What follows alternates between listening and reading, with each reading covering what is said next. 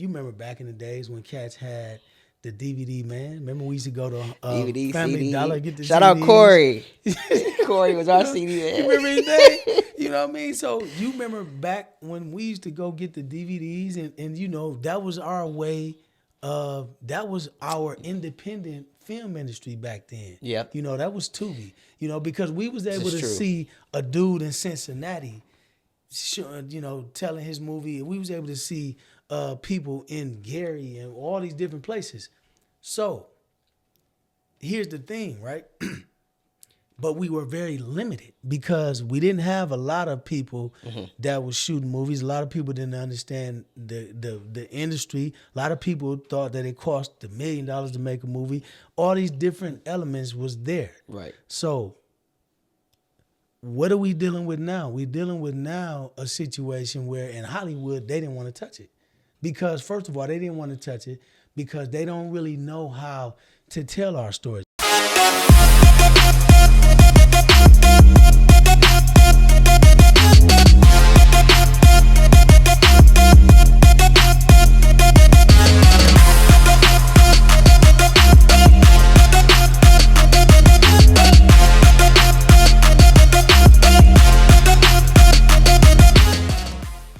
So welcome back to another episode of the What's Your Motor podcast. Today I have a esteemed mogul here. I have a mogul in filmmaking and things like that. He's the CEO of Swift Motion Pictures. He's a director, producer, and writer of some films and docs and series as well. Native of Milwaukee. Been around the world, working with some very, very important people. But he always make sure to reach back and provide a lot of opportunities to the people within the city. And I'm going to let him talk about that. So please welcome my esteemed guest, Ramon Swift Sloan. How you doing today, man? Man, I'm good, bro. How You doing, good? man? I'm feeling good, I'm glad to have you here, man. I'm glad to have you. I'm glad to be in your presence. I'm going to tell you that. You know what I mean? I've been watching you from afar, but also, you know, connected to Vic, which is family. So it's just been great to see you. So how you feeling? Man, I'm feeling great, man. How you feeling? Man, I mean, it's a Sunday. My son had a tournament yesterday, so I actually get to chill and relax. And this is kind of like my happy place, being able to talk to people like you. So That's what's up, man. yeah. Well, thanks for having me, bro. Oh yeah, for sure. So just for starters, man. I mean, obviously, I know you're known and things like that. Tell us a little bit about your upbringing, family. What was it like being a kid? Did acting and filmmaking come from something that you were doing as a kid? Well, that's interesting. You know, me, my brothers, and my cousins, we all used to do this thing when we were younger, watching different, like, not, it wasn't James Cagney. Who was that? Was that like Elliot Ness? They had the Untouchables. Okay. And they had all them. You know, I don't know if you old enough to remember that. I'm 37, so I might be a little, you know. Yeah, but it was like the old Untouchables where they played. It was black and white. Gotcha. You know, and we used to reenact all of that. What? Yeah. We used to literally. It was about 5 of us, man, and we would you know, create our own scenes and stuff like that. You know, so I mean, I've always been you know, artistically inclined. Okay. Was you and your cousins and your siblings all are really, really close? Yeah. Okay.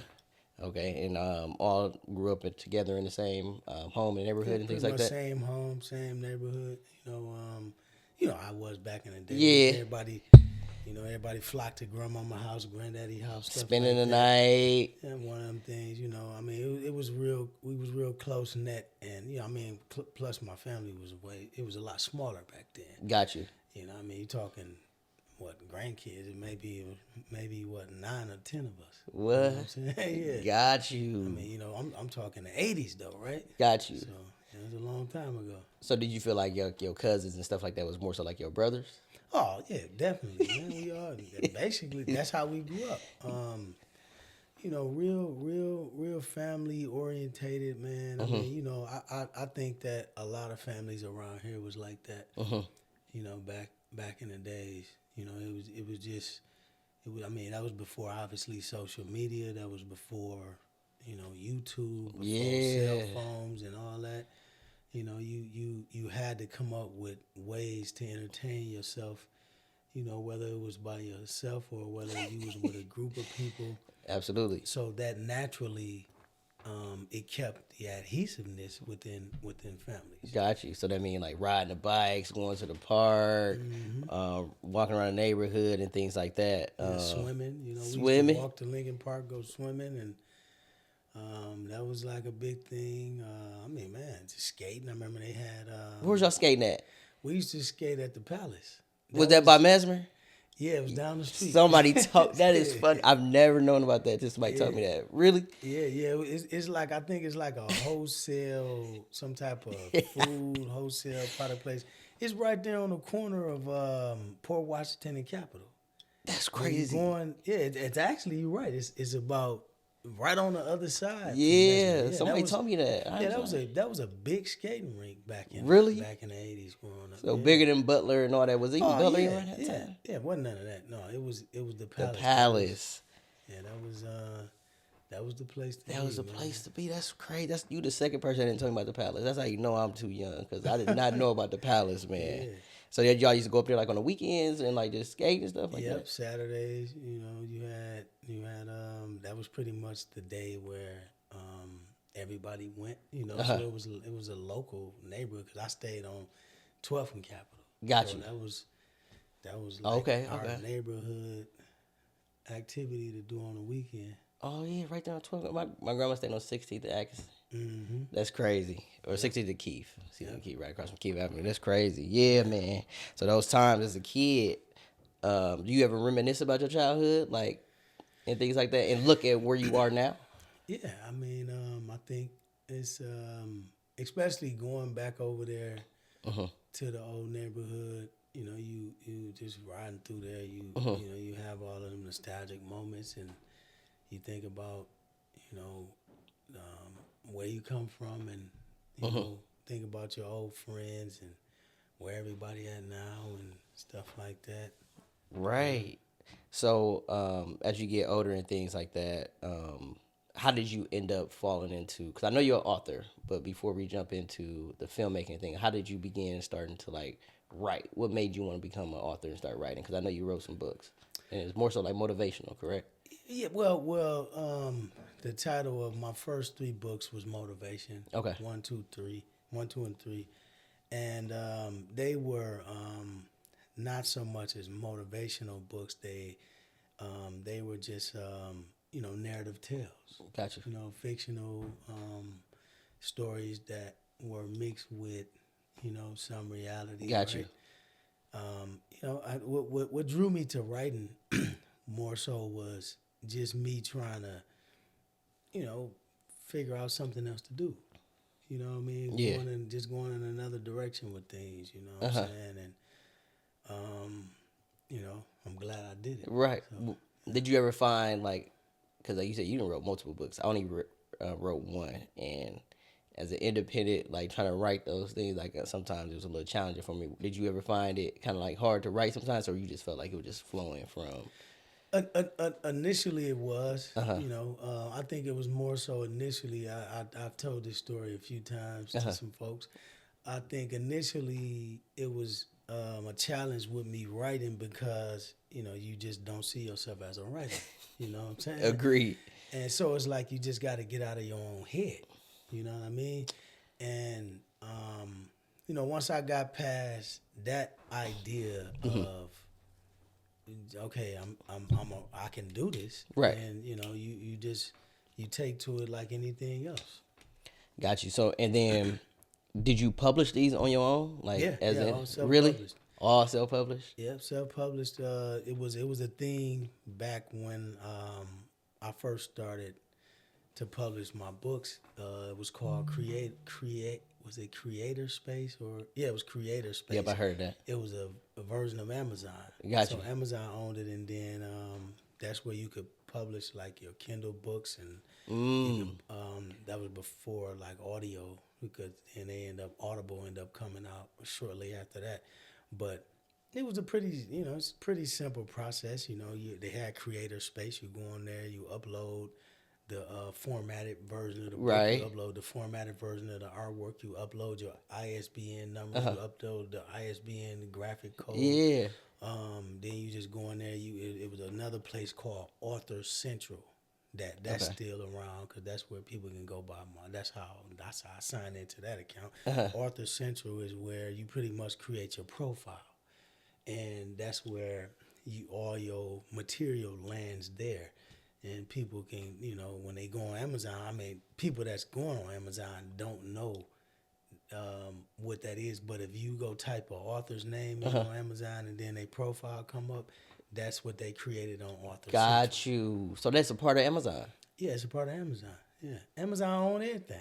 I know, because the thing is, I use, what do they call it? I think it's now called KDP. So like, oh yeah, that's Kindle Direct Publishing. Yeah, that's another. That's who Amazon I did mine own that through. too. Yeah, they own that too. So, but I'm saying, so when you was doing it, and you had to, I was using that back then. Yeah, I was using that. But you knew how to do all the formatting, and like, was that easy for you? It was hard for me. Well, I'm gonna tell you this. I didn't know how to do it. I just knew that I had to go find somebody. There you go. Got you.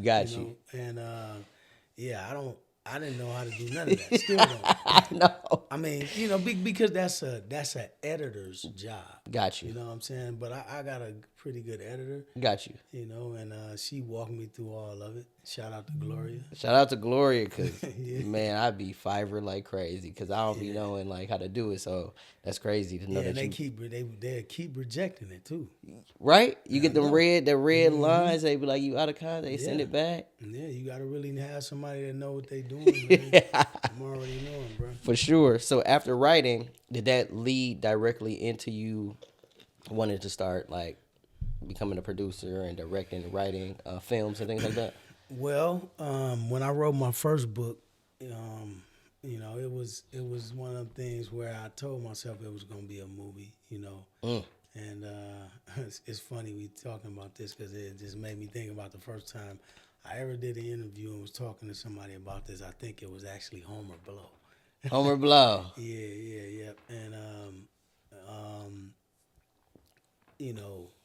when I wrote the first book, which was Motivation Mastering the Game, I had, this thought in my head that I'm like, this is gonna be a movie one day. Gotcha. Because I had already went to film school, TV and video production at MATC and whatnot. So I had some understanding of, what it was like to create storyboards and all that kind of stuff. Gotcha.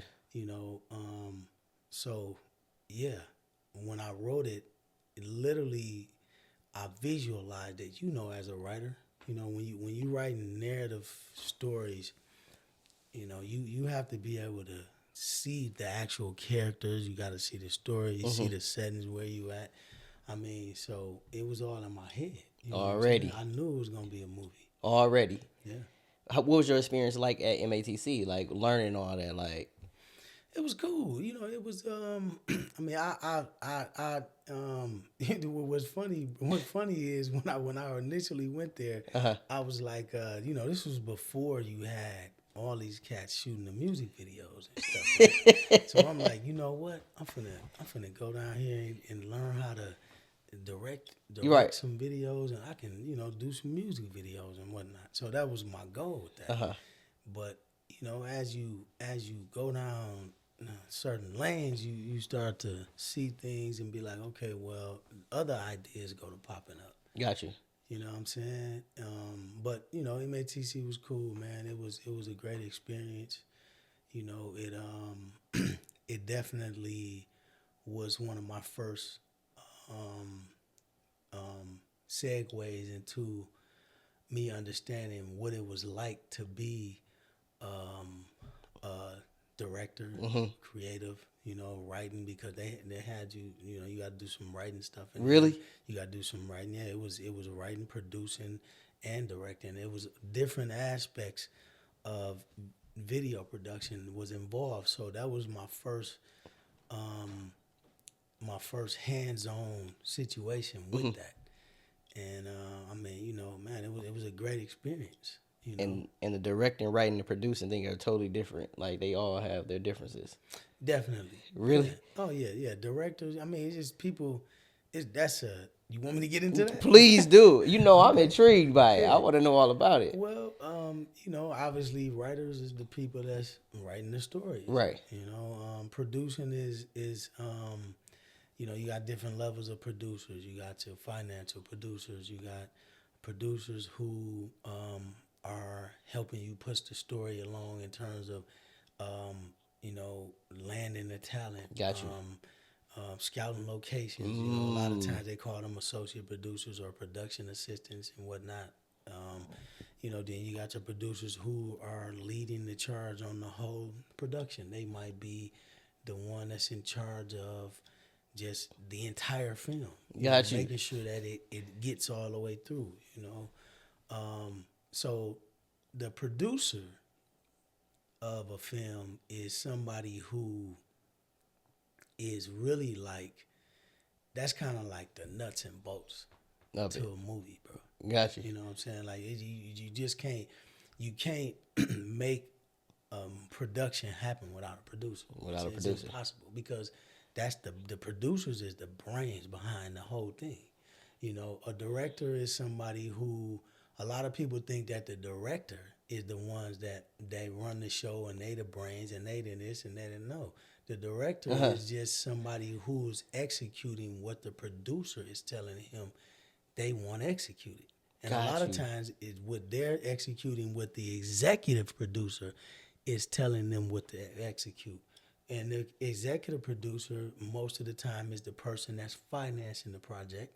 Or, a lot of times in Hollywood, executive producers are people who are the head of the project, but they might not put money up. Got you. But they are, a lot of actors, what they do is they exchange, points and whatnot to have their name put on these projects out there to be executive producers. Now they didn't put money up, but right. It's a way to let people understand that they're an important part of the project. Got you. So it's kind of like a trade-off there sometimes. Yeah, it's like this, right? So let's say Will Smith, who's been on a lot of projects as an EP, but he didn't put any money up. But the thing is this: if you walk a project with Will Smith on there into Sony Pictures saying that he's an EP, the likelihood of them, well, I don't know about now. Right. I don't know. Do they still mess with Will? I don't know. Okay. Well, let's do this. Yeah, right. All right, let me switch it up a little bit. Let's say Denzel Washington. Everybody mess with Denzel, right? Yeah. So, let's say you walk a project in there and you say Denzel Washington is on. He's an EP on this, or he's right. The likelihood of people listening to you to say, okay, well, he got Denzel on this. All right, well, let's talk. What you need? So a lot of times, actors, they understand the value that they bring when you somebody that huge, a Kevin Hart or whatever. Got you. And sometimes they'll exchange that for that. That's crazy, because when I was thinking of like a director, I'm thinking of kind of like what you see on TV where they got the chair, they sitting there and they saying cut.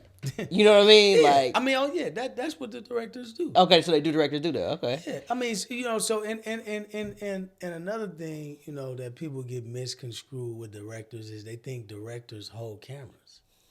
They think that the director is the guy that's sitting there with the camera. No, it's not. That's the cinematographer, and that is the camera operator. So it's separate. Yes, the director is literally so you got all these different positions, within a film production. You got your producers, you got your directors. The producers are gonna be behind the scenes. The director gonna be behind the scenes, but he might be a little bit more out there, right? Got you. Your cinematographers, that's somebody you will never see. That's literally the person who is one of the most important. The cinematographer to me is probably the most important person on the production team outside of the audio guy. Outside of the audio guy. Yes, in the audio, obviously the audio in the your lighting department and whatnot. And I'm saying that's not, listen, the entire staff is whoever your important crew for is sure. important, but we talking about in terms of pushing the story along. Yeah, right. Got you. It starts with, because the cinematographer is the person that's going to he's going to take what the director is telling him, I want this to look like this.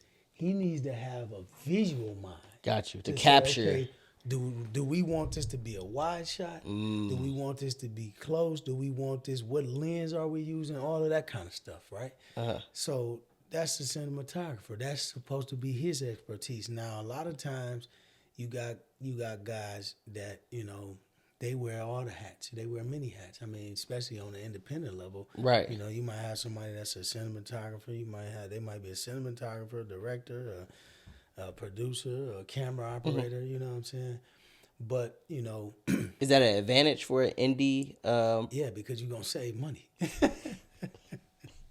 Yeah, it's definitely an advantage. I mean, well, you definitely gonna save money. Got you. You know what I'm saying? I mean, and don't get it twisted, bro. Like that's how, that's pretty much how we, as indies, that's how we survive. You know what I mean? Because you look at the crews we might have, on set shooting, it might be 15 of us, like crew. Got you. Producers, and on up, right? Right. But, you go to these bigger productions, in Hollywood or wherever, or Atlanta, or where they're financed by major studios. Got you. I mean, they might have 50 people. That's just their crew. Which makes it a lot easier to work through the process. Yeah, it makes it a lot easier. Well, I mean, that's what they say, right? But how is that when it's taking y'all 5 months to shoot a movie? Make sense. But they say that they need that kind of time to be able to make this masterpiece. But Tyler Perry's shooting movies in 5 days. I mean, outside of the fact that people got issues with some of the wigs he be putting on these folks, I'm saying at the end of the day, I'm saying this right here. What's the bottom line? Yeah. Bro, the bottom line is to get to the bag. Right. Right? The bottom line is to get to the bag. So it's like, I personally feel like, when you're looking at a lot of these productions, man, you got different systems. It's like this industry because all of it's industry, whether it's in indie or, it's what they call that premium. Like a lot of the networks, they call that premium, high premium, right? So when you looking at those situations versus the indies over here, you got the indies, you got those. It's taking them longer. It's because their process is longer. They got all these different departments and all of that. Got you. But at the end of the day, let's keep it a buck. Like I just said, let's go back to Tyler Perry. You know what I'm saying? 5 days. This dude, that movie Fall from Grace, dude, I think they said dude shot that in like 5 days, bro. 5 you know what I'm saying? days? Yeah. And in other productions, he shot 2 weeks, 10 days, 12 days. So his business model is very similar to my business model. That's what I was going to ask you. How long does it for you? 10. We shot Untangled in 7 days. Okay. We shot majority of our other films in 10 days, in 9 days, and then even Let Me Be This, that series that we just did. We just did season 2, but I think we did season 1 in 10 days, and season 2, I want to say 9 or something like that. How long are your work days? Man, they long. Bro. Yeah. But sometimes right. Sometimes they are. Sometimes it's 9 hours. Sometimes it might be 5 hours. But I get it though. Sometimes it might be it 16 hours. Gotcha. It's just all on, and now that's what we're doing on set. That don't have anything with me as a producer, me and my producers, after everybody else go home, we still might be briefing and meeting for another hour after that, right? Just to make sure, to make sure everything is lined up for tomorrow. Or it might have been something that we got thrown off on, and then you got to go back and change some of the schedule. So it's like, it just depends on, how things are flowing, how things flowing on set. You know what I mean? If everything going the way it's supposed to, you don't really have to adjust too much outside of what you already laid out when you do your schedule. And how involved? So like, is it like you said? So after those days or during those days, and then you end up having like brief like with your other producers and things like that. Do you actually like go back and look at some of the footage? Like, hold on, we need to go back and change that. Is there any improv? You be like, I want them to improv some of this, or Well, I'm gonna say this to you. Once you wrap, now on an independent level. okay, talk to me. On an independent level, once you rap for that day, I mean, unless you have something that really is just like, bro, there's no way we can use this. You know what I'm saying? If it's one of them, unless it's one of them situations, whatever you got, you got. Got you. So it's like when you in that moment, you know what I'm saying? It ain't no different than you can't call me back when we get done with this podcast. It'd be like, hey, come back. Hey, bro, it's one part that I wish you would have said this. Let's come back and do this. Can you do this? And then now I got to sit in the chair. I got to make sure I got the same outfit on. You know leaning the same way. So it's like whatever you get in that moment, you got to get everything you're going to get. Got you. But now that's the difference in being indie versus premium. When you got a disc, so they say, because I feel like we premium. We are, right? I heard that. That's what they put out there. For sure. You know what I mean? Because let's keep it a buck. Most of the movies in out there, they don't make money off of that anyway. Gotcha. But it's a lot of tax write-offs involved. But my point is, when they do something and then they go back, like let's say they shoot something, they come back and they look at it, they look at the footage.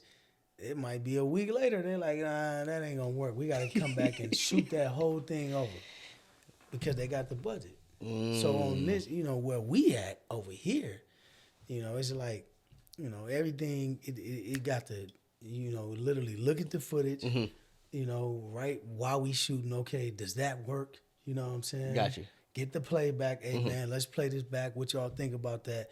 I don't like that. Hey, come on, bro. Can you come back in here and do, say that again or say it like this? That's the beauty of, well, I ain't going to say the beauty, but that's the difference between that. But the beauty that we have to do that, I feel, is because we, you're not operating on no constraints. You know what I'm saying? In terms of your creativity. Gotcha. It's like just you can get out there and just make things happen, tell these stories the way you want to tell them. And if it's some blunders in there, just go up in there and fix them right there on the spot. Got you. So that's when you kind of do it kind of live. And you've been doing this for a while now. Is the love and the passion still the same each and every time? Because you've been doing it for a while and you got a catalog. They named you. I was watching one of your previous interviews with somebody, and they named you they coined you the Tubi King. Yeah, that's funny, man. Yeah. And I know you're on Amazon and everything else, but somebody you know what I'm talking about? Yeah. You talking about homie them down Yeah. He's like, the Tubi King. He's like Tubi King. Yeah. But is the love still there? Like the whole. Yeah. I mean, I do a lot of things, man. But this is one of the things that I really love doing. And I just try to make every project better than my last one. Got you. You know what I'm saying? Sometimes the fans, they might not feel like that every time. Like, I think this verse was better than that. Like, the whole circumstances. Because people was like, man, okay, how many of these y'all gonna make? The circumstances? He made like 4 of them. And, hey, they don't know. They don't even know. Like, we got more coming. Hey, you gonna keep getting it. On that whole series, they like, hey, man, we on part 4, bro. How many of these we doing? But, I mean, as a creative, that's funny, this new word they use. I know. But as an artist, gotcha. You know what I'm saying? If you gotta have passion for them projects, man. It's like, at first when I was doing this, when I was doing it, bro, I was like, everything was all about, all right, we got to get these things done. It's about, building the catalog. Yeah. Want to put the quality out. You know what I'm Right, saying? right. And actually building the brand. You know what I'm saying? Building the brand, building Swift Motion Pictures, building the brand. Setting our mark. In the sand. Planting our flag in the sand. It was about that. You know what I'm saying? But now that, we got the catalog and, it's pretty strong and, we got a pretty strong following, people know that we around, Yep, now we drop movies, they identify us and whatnot. Now it's about, okay, well, we got to go for more quality, bigger stories, bigger IP.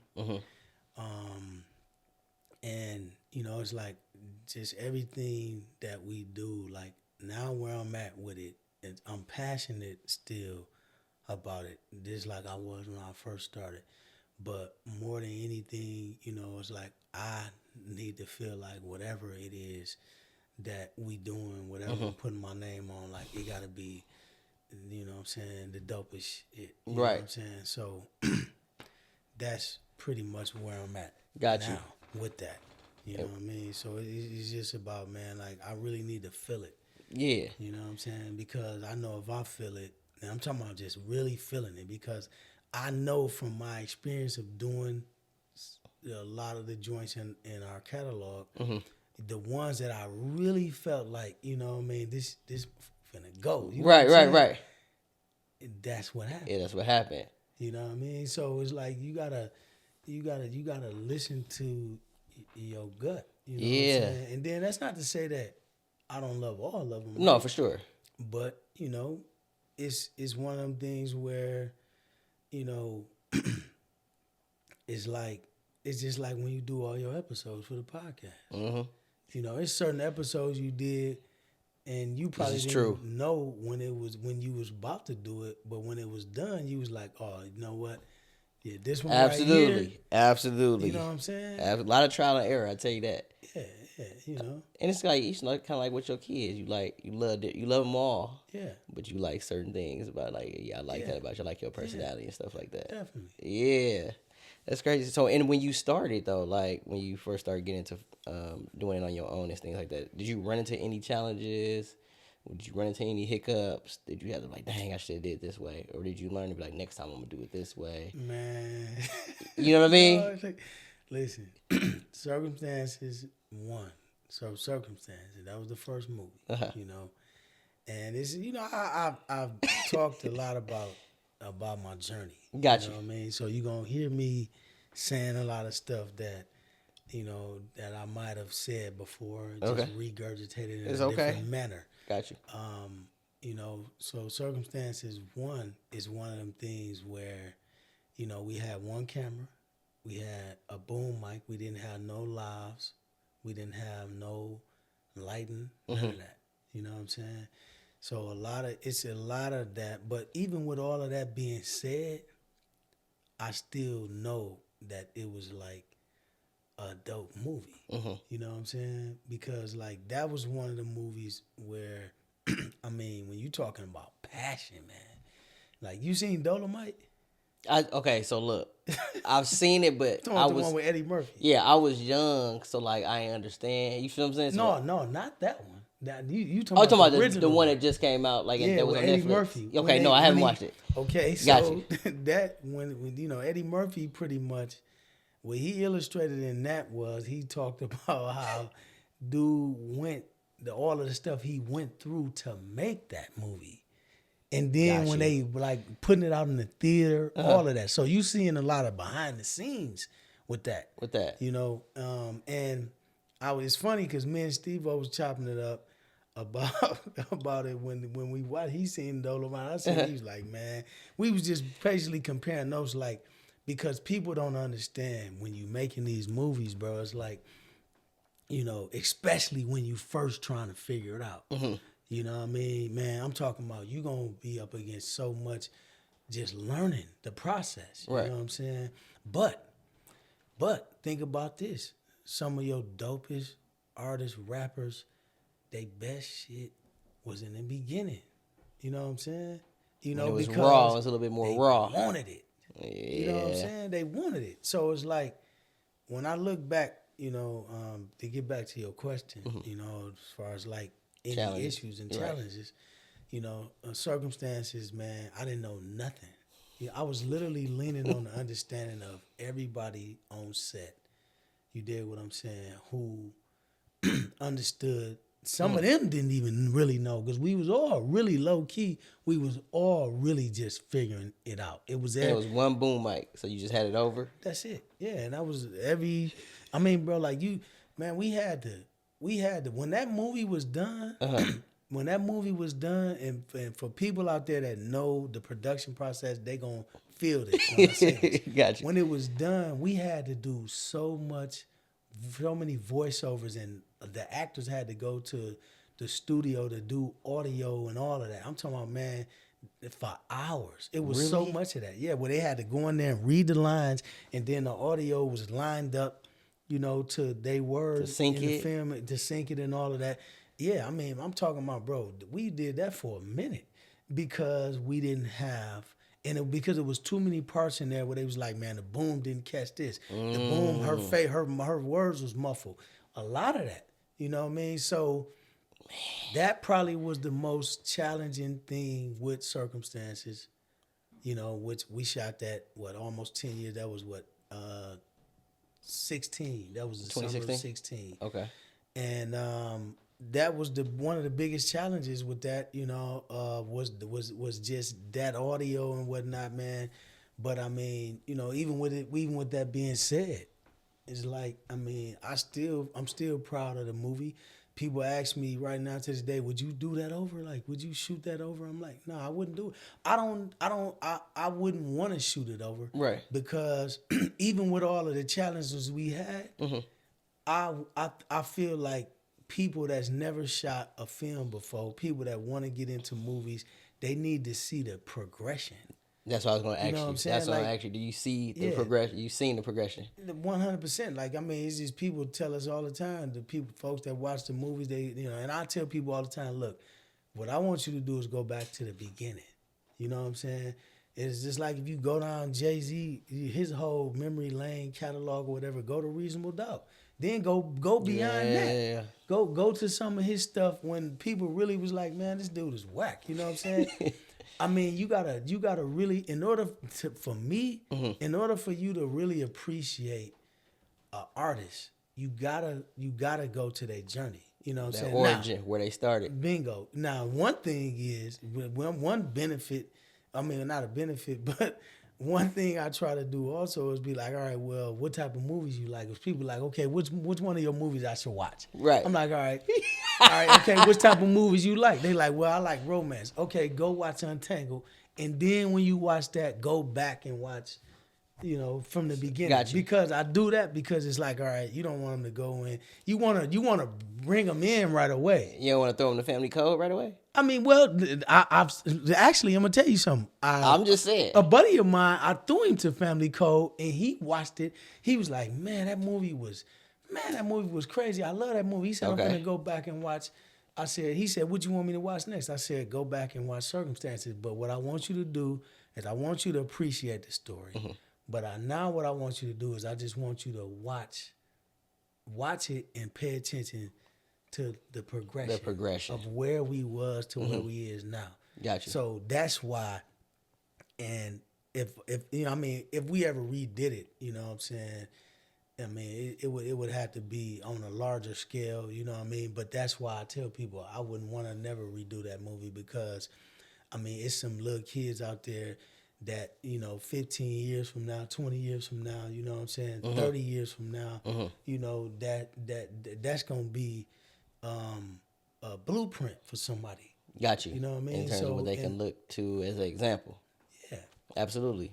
And then, like, so even through that entire, like you said, from where you started with Circumstances and coming on to Family Code and things like that, now you up to the episodic series. Yeah. What made you try to jump to Let Me Be? Okay. And I think we are the fourth or fifth episode, episode in. Yeah. Oh, y'all watching it right yeah, now? yeah. Right down here. You know what I'm saying? So, what made you jump from that to want to jump to the episodic series? Well, that's a funny story, man. Let Me Be actually was we shot that as a movie. Okay. Yeah, that was supposed to have been a movie, bro. Okay. The season 1. But we had so much footage, you know what I mean, to where it was like, it would have been an overly exaggerated movie that I'm talking about, the length of it? Yes, Okay. the length of it. It would have just been so long. And a lot of people, I ain't gonna say it would have been overly exaggerated, but some people probably would have felt like it was exaggerated and it was drawn out. Gotcha. Okay. But, okay. Because the movie would have probably been about 2 hours and 40 minutes or something like Got that. you. You know what I'm saying? So you chopped it up. Yeah, but I was talking to the team and they was like, man, we got to get rid of some of this because this movie is going to be too long. And I'm like, no, man, y'all talking about cutting down. Y'all talking about throwing away 40 minutes or 30 minutes or whatever. That's money. What we talking about? These clicks, man. Like, we ain't throwing content nothing. We ain't throwing nothing away. Yeah, keeping all all that that content. What we content. gonna do is we finna switch this over and we finna turn this into a series. You know what I'm saying? And that was one of the best decisions that was made because, it took the actual, it took the property from being something that would have been great to being phenomenal. You know what I'm saying? People like to binge watch. People like to binge watch, bro. This is You true. know what I'm saying? And and my eyes was already on doing a series, which I got like 2 or 3 series, like 3 series already written that we already had put together. And I mean, that was a good way for us to get in there and test the waters. You know what I'm saying? So that wasn't nothing but God, man. We shot all that footage and it was like, you know what, let's see, because a lot of my homies who do series, they was doing series and whatnot. They was telling us like, man, you need to do a series, blah, blah, blah, this, that, and the other. And I'm like, all right, well, let's see if, the revenue is different and let's see what, if it's really a change in anything if we do this. Right. And, we found out that, yeah, it is. And but it makes sense though, Swift, because I think, like you said, people like to binge watch stuff. Yeah. And they like the episode pieces now, Yeah. as opposed to like the long form movies. Yeah. And they still love them. There's still a population, an audience for that. But a lot of people do like this episode, then it cut off. Like, hold on, I gotta watch the next one. Yeah. Hold on, then the cliffhangers go crazy, and then you Yeah. continue to see and it continue to grow Yeah. that hunger for more. Yeah. So I think that's what it is. And I found that while watching, Let Me straight Be. up. Okay. Because the thing is, like, I've been watching Family Code and some of the other yeah. ones. Vic put us on Consequences, but the Let Me Be, like you said, that's a different feel. That's a totally different feel. And how real? Okay, so like when you write, how real? Like, I'm not saying you experienced it, but I'm just saying like how when you're writing and coming up with your scripts, are you trying to make it where it's like, okay, I know this to happen, or I know this goes on in our culture, our neighborhood, or anywhere? Like, is that when you thinking of when you're writing? Are you looking like, let me think of something that legit really be happening, or you just like, I'm just coming off the cuff? Well, Because Let Me Be, if you speaking I'm just of saying, Let Me Be, that's real. Let Me Be was a real story that we Got you, because it said based on true events. Yeah, it was actually a story that was based on one of the producers, the executive producers, Aaron. You know what I'm saying? It was a story that it was based on some stuff with her life. Gotcha. With her life basically. Gotcha. And what what we did with that was we just we took some of the key elements from the story and we tweaked it, to For sure. make it entertaining. For sure. And some of it we toned down. For Some sure. of it was just like, I'm like, all right, man, That might be too I much. don't know if I want to put that out there. You know what I'm saying? You know, it was, but you know, I'm a say that I felt like it was necessary to tell the story. For our female audience, we have a lot of a lot of our supporters is females, as you know, in entertainment, music, movies, and There you whatnot. go. We wanted to tell a story, from a perspective of, single mothers, and, just giving them some inspiration, you know what I'm saying? That people that might have gone through the similar same, things, absolutely. with, domestic situations and dealing with cats who, Yep. they abandon their responsibilities and all that kind of stuff. You know what I mean? Still want to be in your business, though. Yeah, it's you know what I'm saying? I mean, so it's like, bro, it's real. You know what I mean? For sure. That's why, people love the series. You know what I'm saying? That's why people loved it. We seen how they received it. But I'm gonna tell you something though. Back to what I was talking about before. That was one of them ones that you I felt. knew. You understand what I'm saying? I knew it. You know what I mean? I knew it.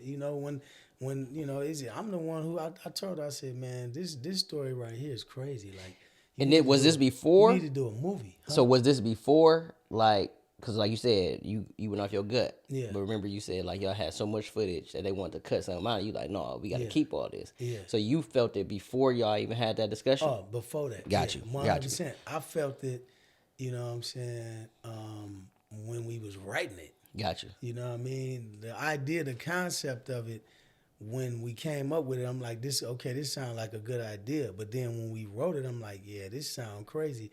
And when we shot it, I was like, oh, okay, yeah, this is definitely finna be, and here's why. Here's why. Because, first of all, it's a story that particular story haven't been told.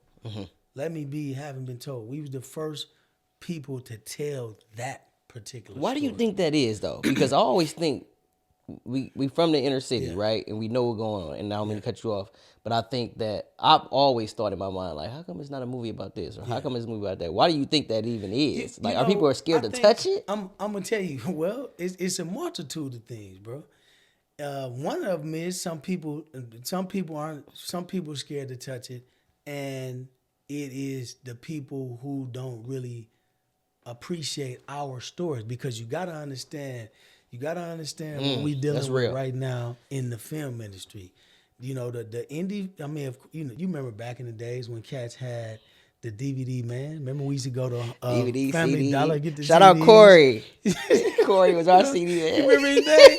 You know what I mean? So you remember back when we used to go get the DVDs, and that was our way of, that was our independent film industry back then. Yep. That was Tubi. Because we was able to true. see a dude in Cincinnati, telling his movie. We was able to see people in Gary and all these different places.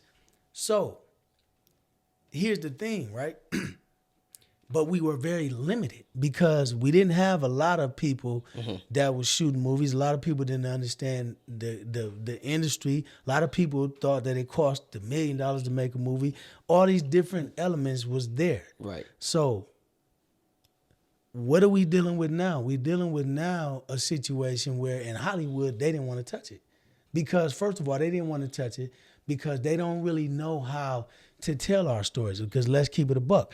Most of the people in Hollywood that's working, no shade in them, but let's talk about somebody like Courtney Kemp. That's one of the writers and showrunners of Power. I mean, these people went to Ivy League schools, or they went to schools and they didn't grow up in these environments. There you go. And that's nothing against them, but it's like, how can you tell a story like Let Me Be a Family Code? Authentically, without kind of sensationalizing it. Authentically, because let's keep it a buck. When you look at Power, it's a great series, right?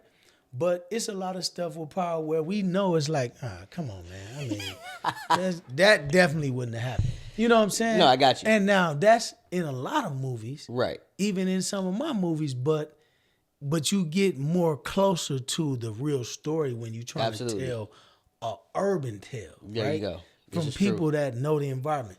So to answer your question, I feel as though it's a multitude of things as to why. Number one, because we don't have a lot of access to actually tell these stories. We don't have the funding. Yes. We don't have the creative people around us, and that's one of the reasons. And another reason is, it's just not enough of us that's doing it. Gotcha. You know what I'm saying? Because I mean, it's like, bro, it's stories they everywhere. Every time you walk out of your house, it's a movie. Anybody that you interact with, if you thinking in that headspace, you can literally be standing at the Apple store, and I'm talking about, like, I can come up with something right now while me and you sitting here, a movie. But the thing is, even though, like, a lot of people like, man, everybody making movies, and whatnot. I mean, it's a lot of movies that's being made now. But even when you look at the films that's being made now in the independent space, it's still a drop in the bucket. Agreed. We're still not a lot of us. It's just like, look around Milwaukee. Agreed. You know what I'm saying? Look at this, bro. It's just, and then even though, you go to Detroit, you know what I'm saying? Them cats, they doing a lot of productions over there. But even with that, you know what I'm saying? It's like, okay, and then you go to Dallas. You go to all of these different places where you got people producing. We still ain't at a level, you know what I'm saying, of where it's still a lot of stories that can be told. You know what I'm saying? And that's because it ain't enough of us telling them that actually care about giving people our experience. Like, look, man, I don't, you know what I'm saying, bro, I don't make no punches about when I'm talking to people that's outside of our environments. And I'm talking about my movies. Like, I've literally had to defend, independent films and, a lot of the materials that we use. Some people feel as though, it's like, okay, well, why would you make that? All right, well, you telling me why would I make that? Well, why did you make Heat? Why did you finance Boys in the Hood? Why did y'all finance Players Club? Great point. Why did you make The Godfather? Why did you make Scarface? I mean, we can go along the lines, bro. Because at the end of the day, everybody got a story to tell. You know what I'm saying? We not glorifying nothing. What we doing is we telling people, here's what's going on. And hey, so it's okay for y'all to make movies like Dead Presidents. It's okay for y'all to make movies like Set It Off. It's okay for y'all to make all of the movies and be able to, poach off of our culture. Capitalize. You know what I'm saying? And then, and then when we make it, it's an issue. You know what I mean? So it's like, that's a problem, bro. And then we all gotta look at the kind of stuff, that we do, you know what I'm saying, and how we come at each other also in terms of, criticizing people on a creative level. You know what I'm saying? Agreed. Because at the end of the day, it's like, somebody will sit up and be like, oh, they don't watch this type of stuff or they don't do this, but let Columbia Pictures put it out. You know what I'm saying? They gonna run to the movies and go see it. For the most part, like, we have huge supporters, you know what I'm saying? But when I said that right there, because I don't want nobody to think I'm just going. No, for sure. No, I got you. I was just speaking, for sure. In terms of, talking about getting back to what you initially said about why do I think these stories haven't been told like absolutely. That. It's a lot of different elements to that. That's crazy. Have you ever had somebody try to pitch a movie idea to you? Man, come on, man. Really? Every day. Yeah. They hop in your DMs and stuff like that? Bro, every day, man. So you telling me you didn't got somebody to say, hey, Swift, why don't you tell them a story about this? Or you want to hear my story and you can tell you? I'm going to tell you something. No. Like, I can go to my social media right now and I probably get that at least 5 times a week. What? From different people. Yeah. You know what I mean? Which, guess what, though? And I respond to all of them. Unless it's just somebody who, it's just on some clown shit. You know what I'm saying? But here's why I do that. Right. Because I understand that, and this just might be the part of me that care about people too much, right? But it's because I feel like if somebody reaching out and they got a story they feel like that need to be told, you know what I'm saying? Like me giving them the inspiration Got you. just to go to the next spot where they need to go and fuel up and figure out, okay, How can I get this out there? you did what I'm saying? Yeah. Like, I'm always, man, because at the end of the day, man, we gotta inspire each other. You know what I'm saying? And I mean, who better to do it? Right. You know what I'm saying? Than us. And my thing is, and that's crazy that you said that, because like you said, we should be able to inspire each other and even be like able to work with each other, and you know what I'm saying, or give each other gems. So like, did you ever have like somebody that they didn't even have to really be a mentor, but somebody that you would be able to like bounce some ideas off of? Do the indie guys ever have conversations with each other? You know what I'm saying? Is it sometimes collaboration, or is it more competition? Well, Or a little bit of both? my experience has been a lot of collaboration. Okay. You know what I'm saying? And because the cast that I shoot with, a lot of people we shoot with, they got their own stuff going on too. Gotcha. You know what I'm saying? Gotcha. So it's like everybody just feeding each other. Beautiful. You know what I'm saying? Beautiful. I think that it also gets competitive. You know what I'm saying? But that's a good thing. Rightfully so. You know for what I'm sure. saying? Because it has to be, I gotta be something. If I see somebody else doing something and it works for them, or somebody see me doing something and it works for me, then I want you. Yes, if you got the if it's in you to try this, do it. Right. Because if it makes sense, it makes sense. So, but that can get competitive because it's like, all right, well, if you did something, then let me try to do it better. Right. That's it, though. That's not a bad thing. Exactly. Because I want you to do it better. Exactly. You know what I'm saying? Exactly. But it goes back to what you said about inspiring each other to continue to elevate. And that's totally fine, because I think that's a healthy competition, as opposed to being like some hating type stuff. You know what I'm saying? And trying to downplay somebody else's, what they got going on. But that's good to hear that George been more so collaborative, and it's that inspiration in terms of the trying to be successful. How do you vet or get your actors and actresses? Like, how you go about doing that? Well, we got a pretty big Rolodex now, or database, what have you, of actors and people. But I mean, you always want to find new people. You want to find fresh talent. You know what I'm saying? Gotcha. So whenever we do a film, what we do is, we always put out, we send out email blasts, to people that's already in our system, whether they were a consumer or, Got you. whether they are creative. You know what I'm saying? We send out email blasts to let people know this is what we got coming, and if you want to be a part of it, and then obviously social media and whatnot.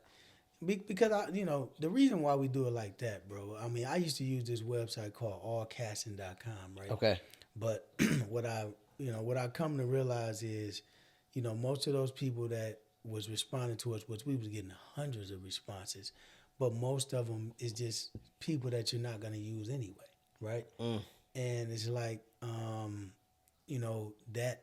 Then what that does is, it just inflates the responsibility of my staff. Gotcha. You know what I'm saying? It gives them more to do, because now we got to go through 300 emails.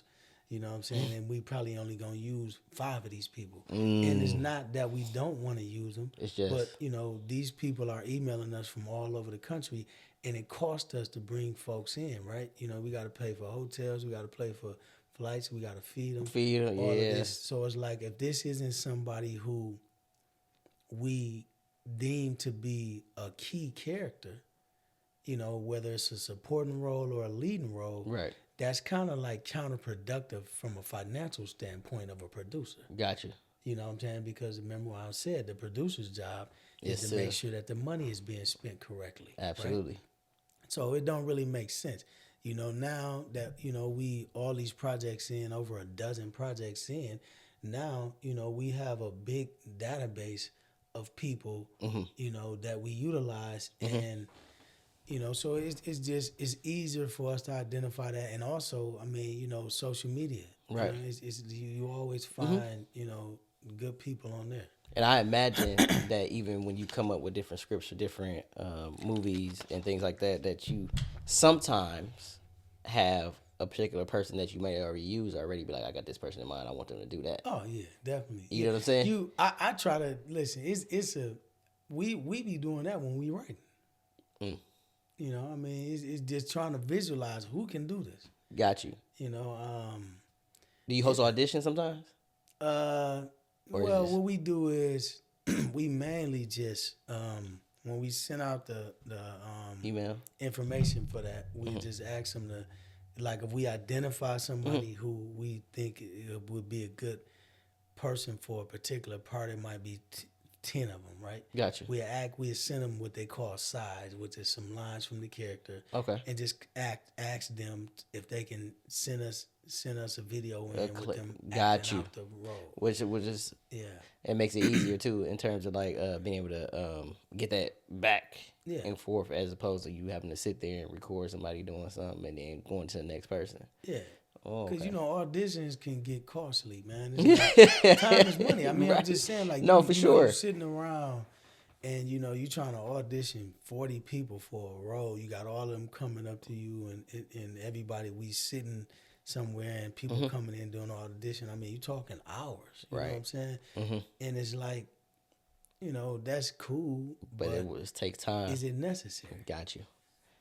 And I remember something, I like something that you said in terms of like you doing your film and it's trying to build, I think you said something like the infrastructure for economic development for other people and being able to provide opportunities for, different people to come act and do things and be seen, and maybe they can make money off of this, right? Yeah. So what made you want to do that? What made you think in terms of that way, like to be like, this is what I'm trying to do. I'm trying to make my movies. I do want to get to the bag, but I also want to be able to help a wider net to be able to help other people. That particularly what you talking about is the thing around the tax incentives. Okay. Right? So I'm assuming that's what you was talking about. Right? I think it was one of your posts. I think they quoted you. Yeah. Yeah. So that right there is an effort that we got. What we looking to do now is we looking to bring film tax incentives to Milwaukee. Okay. I'm not sure how much you know about that. No. Okay. So that's a state initiative, right? Film tax incentives. Okay. What it is so you know how you got LA, you got Atlanta, you got North Carolina, you got Austin, Texas, you got all of these places in the union, in the country. Even New York, probably. New York, everybody. Like, bro, it's only about, I want to say, if I'm not mistaken, I want to say it's only 5 states in the country that don't have film tax incentives. And Wisconsin is one of them. Yeah, I mean, you already know we always behind the 8 ball. We had them. When they did that movie Public Enemy with Johnny Depp. Okay. We had them, but they took the incentives away because they allowed one company to come here and eat it all up. So we structured it a little different this time. But let me get back to that. Go ahead. So what film tax incentives does is it is a way for you to build film economies in different states. Okay. By way of giving producers tax credits, right? So Atlanta, the reason why everybody's shooting films in Atlanta is because if you go down there and shoot a movie for $500,000, you can get 40%. You can get a 40%, 40% rebate, depending on how many people you use from the state on your crew that works on the crew. And you mentioned this earlier about some of that stuff being write-offs. You understand what I'm saying? So got you. So, but here's the thing, though, right? The reason why I feel though it's important is because what that does is it's going to create a bigger industry here. It's going to bring, like right now, bro, like all the information that I'm getting about the movie business, I gotta go get that. You understand? Like I've been doing this for 10 plus years, going places and going to meet with people to get the game, to get the information and bring stuff back. But you have to seek it out yourself. Yes. So when you out there with Rick Ross and all these other people, like this is you going out there to obtain this information. Because let's keep it a buck, bro. Like it ain't no. It's just like the movie industry. I mean, there ain't no labels just coming to Milwaukee riding around looking for artists. You know what I'm saying? The same thing with the movies, right? You know, you just don't have these big producers that Mark Garofalo, whoever this dude named, Mark Garofalo, I believe that's his name, the guy, you know. You just don't have all of these people here looking because there's no incentives for them here. See, what a lot of people don't understand, the reason why Atlanta is thriving in film, because in order to produce movies at a high level and you're dealing with all these big budgets, the only way that they're going to get these studios in on them is if they shoot them in places where they have tax credits. And that's the same thing, they have them in Canada. A lot of productions are taking place in Canada because they have some of the best tax credits in the world. So that's a way for producers to get their money back and lessen the blow and the risk of putting up $2 million for a movie if you know it's guaranteed that you're gonna get back $600,000. So right now you got you got 1 foot back. I mean, excuse, not 1 foot back, but you got 1 foot in the game that's to a positive. Even though you're still in the red, but you getting some of that back. Right. So the thing is, you know, not only is that going to create a situation where it's going to allow producers to be able to be more secure when they shooting films, but it's going to also help economies like restaurants. It's going to help, hotel industries. It's going to help, you know, a lot of small businesses. It's going to help big businesses. It's just going to be a good thing for the whole state of Wisconsin, not only the state of Wisconsin, but for Milwaukee in general. And, you know, I mean, the goal is for a lot of that to trickle down to independence. You know what I'm saying? That's the real goal, That's right? the goal, right. But, you know, I mean, it's like, bro, you got to think, anytime we shooting on average, you know what I'm saying, we paying at least 50 to 100 people. It's 50 to 100 people that's getting paid when we shooting these movies, whatever they getting. So my thing is, prior to us coming here and really going hard with the films the way that we've done, this has never existed in Milwaukee. You know what I'm saying? I mean, and when I say that, I'm saying that what this does is it's allowing people to pursue their dreams, and it's allowing us to be a vessel for that, and it's giving people an avenue to actually say, okay, I might just start here in Milwaukee acting, or I might start here in Milwaukee being a gaffer or whatever, but you giving them the realization to go back to what I was talking about with the inbox. Somebody asks me a question, I'm going to give you whatever information to help you in any way that I can so you can get to your next truck stop, your next pit stop. Yeah. You know, and I think it's just, you know, it's a way to feed. It's a way for us to feed the whole system. You know what I'm saying? But the bigger thing is, you know, Milwaukee, Wisconsin, bro, we just got to catch up, man. I mean, how is it, you know what I'm saying, that, you know, we like literally out of the whole nation, you know, we're like the one of 5 states that don't have this. And then the thing, when you look at it, it's not hurting anybody. So in order for you to give somebody a rebate for a film, it's not hurting nobody because this is money that you wouldn't have got anyway. You understand what I'm saying? So it's like when you look at, and it's not just movies though. Right. It's commercials. You understand what I'm saying? Okay. It's people that shoot commercials. It's you know, people that's dealing with commercials and advertisement. Anything dealing with video. You understand what I'm saying? It can even be on this level. Podcast. Anything with media. It's all about trying to feed the industry of video production. You know what I'm saying? Never knew that. Yeah. I never knew Listen, that. a lot of people don't. You know what I'm saying? But we're going to have a lot of other stuff that we're going to be rolling out with this. Like, this is actually a bill that's in the Senate. The governor is supporting it right now. Gotcha. You know, he wrote it in his budget, and we looking to get this passed. You know what I'm saying? So, you know, it's like, bro, you know,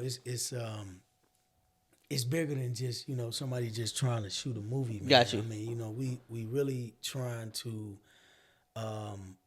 change some things and create opportunities, you know, for folks who not necessarily, it just wouldn't have been there. Right. And you just educated me like crazy on that because I'd never heard of that. And then what's crazy is I know that you provide educational like classes too, right? For videography and filmmaking and things like that. How did you come about with that? How did that come about?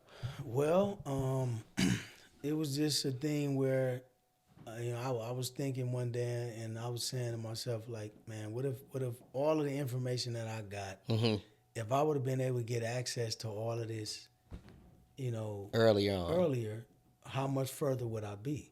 So, again, it's one of them pay it forward type things, man.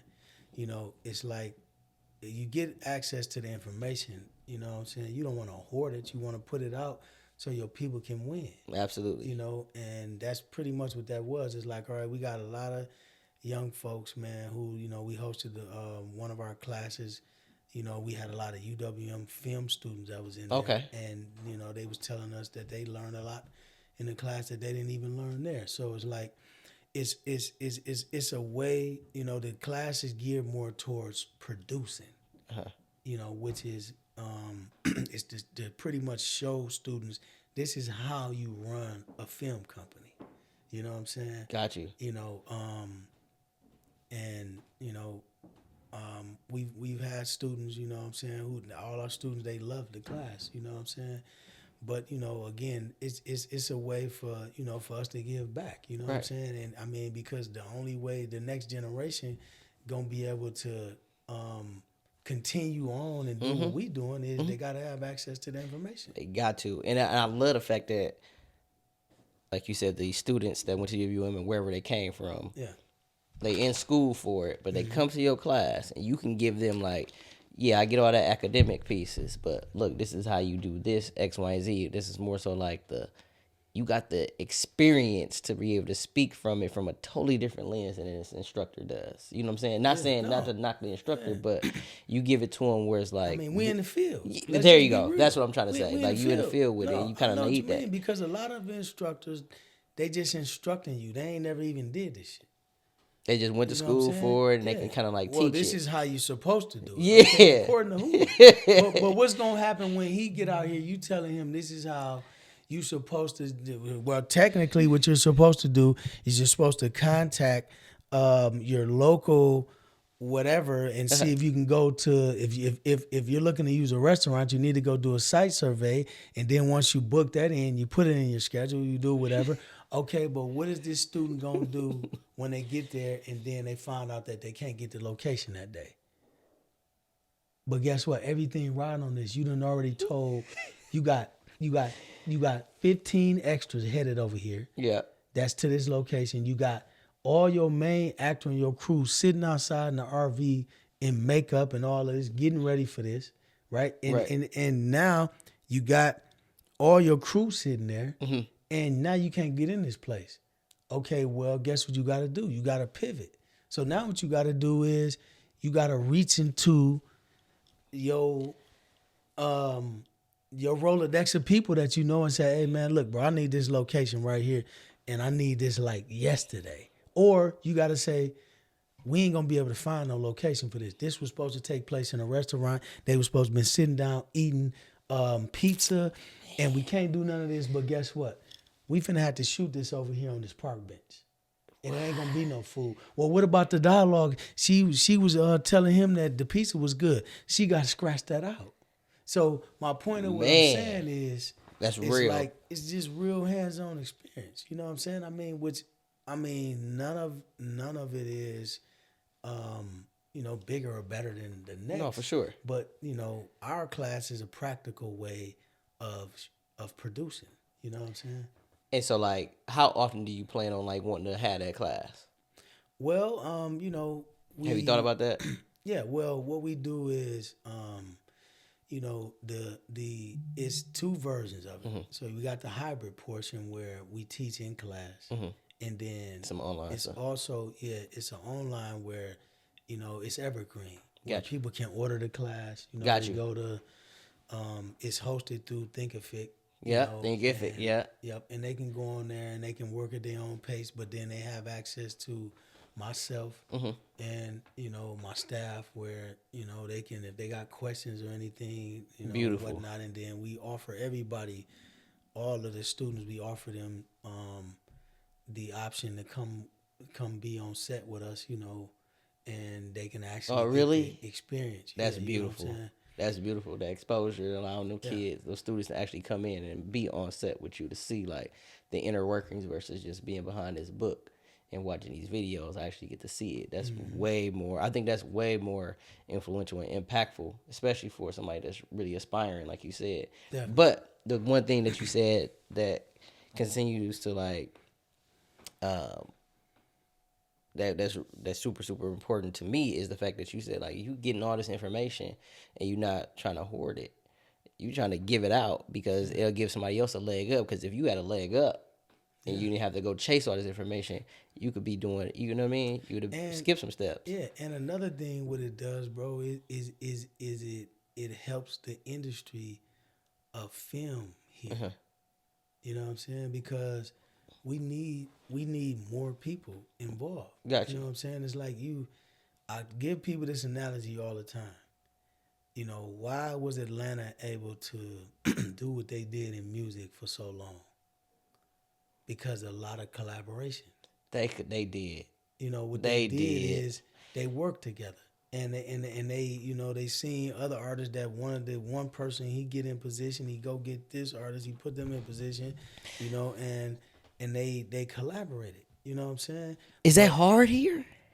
Well, I'm gonna say this is I find that, and that's another reason. Like I didn't tell somebody else. Like that's another reason for this podcast. Like I'm trying to figure out how do I collaborate with different individuals or be able to call up a Swift like, hey Swift, well you already know Vic or whatever, but that's your family, so we could partner. But if I be like, hey, I feel like if I had somebody on my podcast and they say they motive is to help people and be impacted, especially to the young people, right? Yeah. I should be able to be like, hey, if you ain't busy, can you come by and help this student? Or can this student be an intern? You know what I mean? Yeah. Or can this person that's trying to do, Right. I'm trying to figure out why we don't, maybe we doing it somewhere, Swift. I don't know. I don't see it. And I'm here every day. I'm going to say this to you, dog. I think that, first of all, anytime that conversation come up about people from Milwaukee and, is it difficult to do things here and as people working together, you always got to be careful what you say, right? I know. That's why I say I'm trying to figure it out. I ain't bashing nobody, I'm just being funny because me personally, I don't give a fuck. You know what I'm saying? But you just always gotta understand that why it's like that here. Gotcha. And it's like a lot of that. I mean, people collaborate here. Don't get me wrong. Gotcha. And I see a lot of it. But, I think the bigger question, bro, is why isn't it more people doing things here? Why isn't it more successful podcasts? Mm-hmm. Why is it that you can go to Atlanta, you know what I'm saying, and you see all these dudes being successful with podcasts? You go to New York. You go to, all these different places. Why is it that, you come to Milwaukee and it ain't a lot of film production companies, the black companies and whatnot, even white ones for that matter, because I pretty much know most of the people in this space here. You got you. You know what I'm saying? You got you. Why is it that you don't have that? Why is it that you don't have a lot of successful record labels here? Why is it? And I'm speaking to the things that we talking about that we know about in entertainment. You know what I'm saying? For sure. And I think one of the reasons for that is resources, bro. You know what I mean? So let me show you how powerful resources is. Mm-hmm. When you give people access to resources, then what happens is your son, my son, our daughters, whoever, what happens is they're able to piggyback and champion off the resources that you have and other people in the community. So if you don't have resources, here's the downside to not having them. If you don't have resources, then people fires burn out. Because it's like, okay, I'm trying to make a movie here in Milwaukee, but I don't know nobody here that make movies. I'm trying to make a movie here in Milwaukee, and the dude that's making movies, he trying to screw me over. Right. You understand what I'm saying? I'm trying to make I'm trying to get on in the record industry here in Milwaukee, but other than me being able to go viral on TikTok and doing all this other stuff that, you know what I'm saying, is a long shot. Right. And I don't really got time to do that. How am I going to do it? Yeah. You know, I mean, so my point of what I'm saying to you is it goes back to what I was talking about before. That's why we got to advocate for stuff like these tax incentives. Yep. Because what that does is it makes it easier. You know what I'm saying? You know, man, bro, the problem with us here, man, is a lot of times it's not us. It's you know, you hear people all the time say, man, you got to get up out of here. If you want to be successful, you got to They do say that. They do say that. Now, I agree with that. And when I say I agree with it, I'm speaking in terms of you going somewhere to get information. You don't necessarily have to move somewhere and stay else. there. You can bring it back. But the thing is, we just don't. I mean, these people ain't checking for us. You understand what I'm saying? Ain't nobody in the movie industry checking for Milwaukee, man. Nobody's checking for, nobody here. So what we got to do is we got to create that. And the only way for us to create it is, first of all, we got to go figure out how to do it so we can do it right. You know what I mean? Now, the beauty of somebody got to do it. Yeah, the beauty of the world that we live in now, the beauty of it is that you got the internet, you got streaming. So, you don't have to live in a certain city in order to get something popping. Got you. But you still got to go to these industries and figure out what's going on, man. That's just what it is, bro. So it's like, I think that, to get back to your question, you know what I'm saying? I think that more than anything, that we have to have the ability to do things here. You know what I'm saying? And in order for us to have the ability to do them, we got to understand that ain't nobody finna come and beam down nothing. We got to go get this and we got to go take it. We got to go get the information and we got to utilize it to the best of our abilities, and we got to pour into this community. Yes. You know what I'm saying? Into this city, and try our best to find the people that's serious about whatever it is, field of business that we in, and to help our people do what they got to do. Got you. You know what I mean? Otherwise, it's just going to be like, man, the bottom line is ain't nobody finna come save nobody. You know what I'm saying? So we want something to happen. Yeah. We got to make it happen, but we got to be willing to make the sacrifice to make it happen. Yeah. The difficult part is it's hard for you to learn something and understand how to properly do something when you don't have examples around you. You know what I mean? And we don't have a lot of examples. Like, you don't have examples in Milwaukee of somebody that's just got this big podcast, you know what I'm saying, with, they making multi-millions off of sponsors and whatnot. But guess what?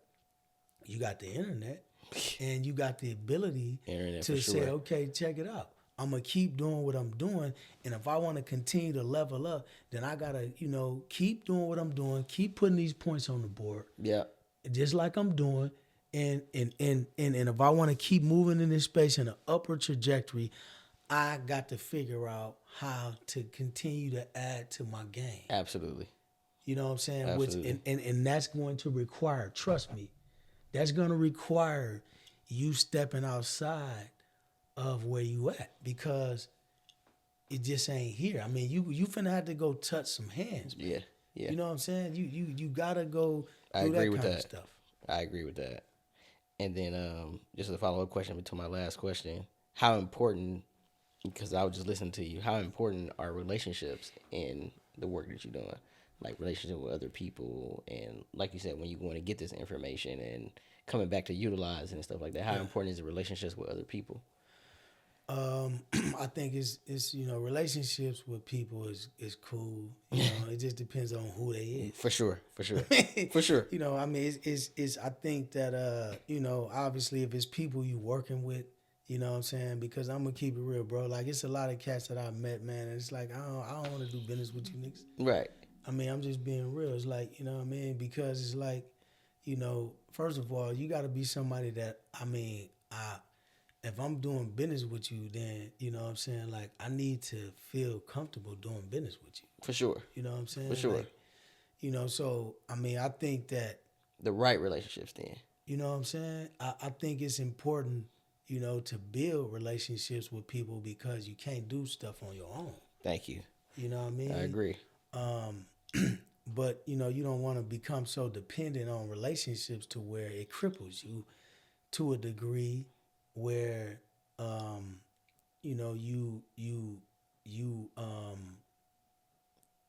you loyal to a relationship that it ain't benefiting you.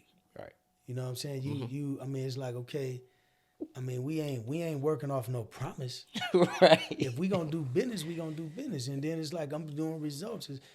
We looking for results. Right. If I'm doing business with somebody and it's healthy and we actually is making sense for both of us, and we both benefiting, then let's keep this going. Right. But if it's something where it's like, I mean, we doing business, and I mean, I'm the only one that's actually putting forth effort here. Right. It can't work like that. Make that make sense. Right. You know what I'm saying? Right. So, yeah, I mean, it's relationships is important. Got you. So my final question, and you kind of been elaborating on it a lot in terms of everything that you're doing, the information you're going to get, bringing back, providing opportunities, trying to work to build up Milwaukee and Wisconsin in terms of providing those advantages and benefits. What's your motive? What's your reasoning behind all that you do? Obviously, I know you got kids and things like that, so they probably be your motivation. But what's the reasoning behind everything that you do? Providing the classes, continue to pursue and do all these things, being hands-on with all your production and putting people in position. Well, I mean, that's a good question. That's a good question. And it's crazy because that change all the time. Right. You know what I mean? Depending on what season you in, what goals I've accomplished. And I would say right now, the reason is, the motive is to continue to just, put some positive things into the air. Gotcha. You know what I'm saying?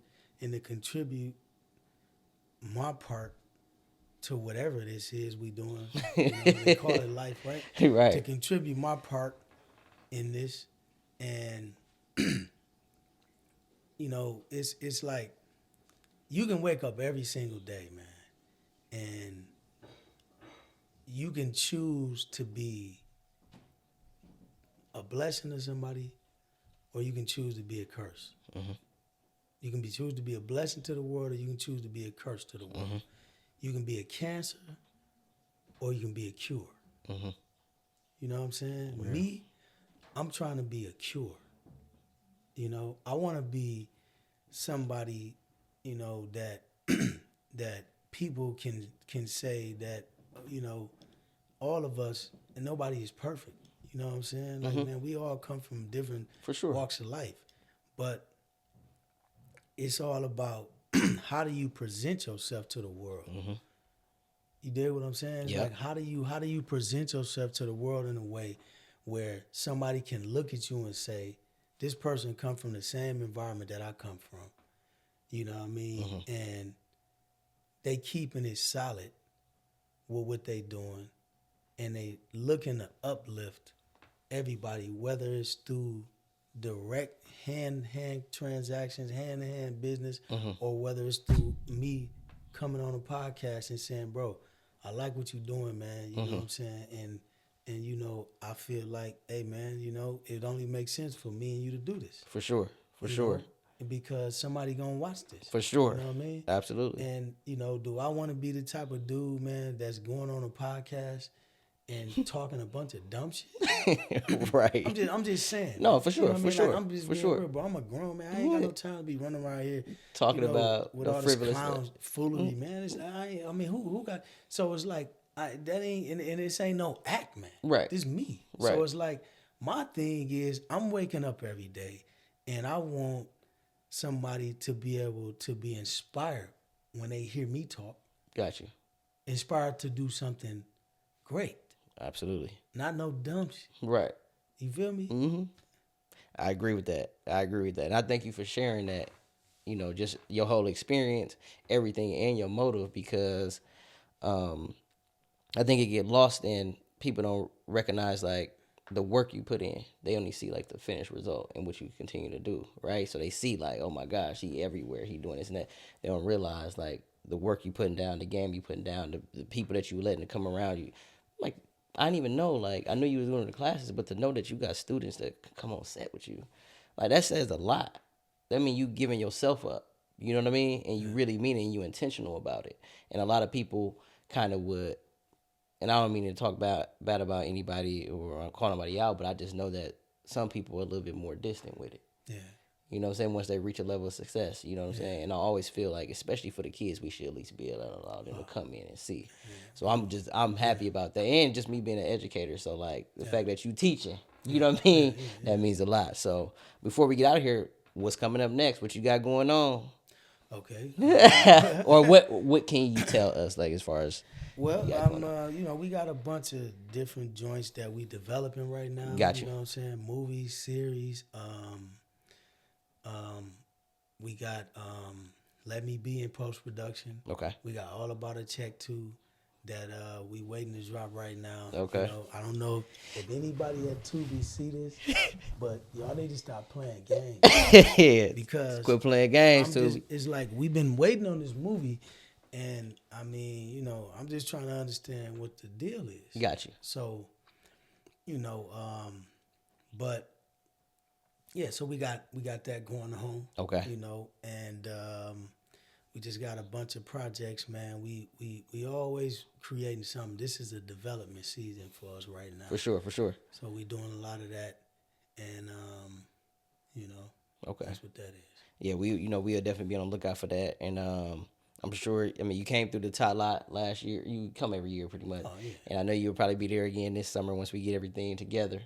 So shout out Vic, and shout out you for always showing up and, you know, being a sponsor, you know, helping out like that. You know, that also means a lot. And for people to be able to see you and be able to touch you and be able to be like, and have a conversation with you, I think that means a lot, you know, especially like you said, like, we have to go out and get it and utilize it and let people see. Yeah. So I appreciate you stopping by, man.